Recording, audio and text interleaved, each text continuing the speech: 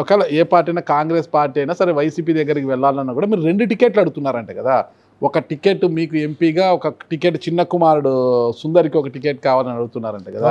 మా పెద్దోడు ఏం పాపం చేశాడు? మరి ఏందమ్మా ఇటీవల పెద్ద కుమారుని పక్కన పెట్టి చిన్న కుమారుని ప్రోత్సహిస్తున్నాడు హర్ష కుమార్ గారు అనేది బయట వినిపిస్తుంది అనమాట. తప్పండి. అంటే అసలు ఆ థాట్ కానీ, ఆ ఆలోచన కానీ, ఏ పార్టీ దగ్గరికి వెళ్ళడం కానీ, అడగడం కానీ అన్నది అసలు ఆ థాటే లేదు. ఓకే, మీకు ఆలోచన లేదు. ఎందుకంటే నేను ఒకటండి, ఇప్పుడు తిరుపతి ఎంపీ ఎవరు సార్? ఇప్పుడా? గురుమూర్తి.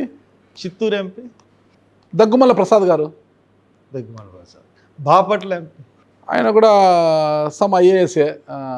అంటే ఇప్పుడు ప్రాంతీయ పార్టీల్లో మనం ఎమ్మెల్యేలు కానీ, ఎంపీలు కానీ, మినిస్టర్లు కానీ వీళ్ళ పేర్లు గుర్తుండవండి.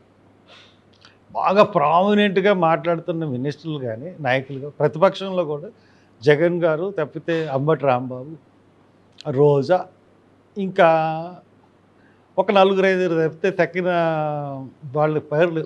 అంటే ప్రాంతీయ పార్టీలు ఒక వ్యక్తి మీద బేస్ అయిన పార్టీలు.